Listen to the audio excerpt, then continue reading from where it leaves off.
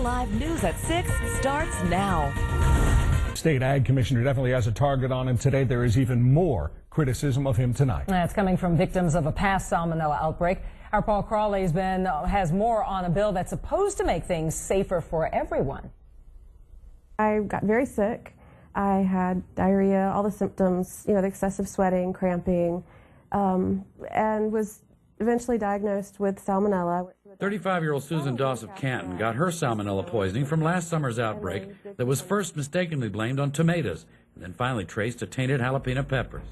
A few weeks after she thought she was over it, she came down with a related case of reactive arthritis that left her practically paralyzed. I actually ended up in the hospital because I was in so much pain. It got so bad I could not get out of bed on my own. My husband had to help me.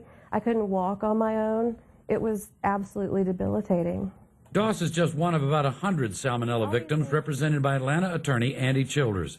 Many were sickened by Georgia's first peanut butter outbreak 2 years ago, and now from the current one, blamed on a Blakely plant whose own tests were positive for salmonella, but who sold tainted peanut butter anyway for nearly 2 years.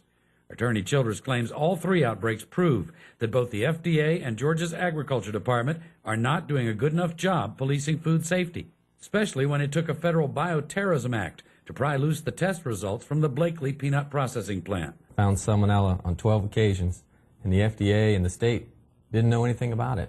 How you can call that enforcement is beyond me. Still fighting the crippling effects of her jalapeno salmonella poisoning, Susan Doss says the latest peanut butter outbreak now makes her question what else is safe to eat. I could get salmonella again today, go get something, and who knows? You won't find out about it until months later that it had salmonella. It's very scary.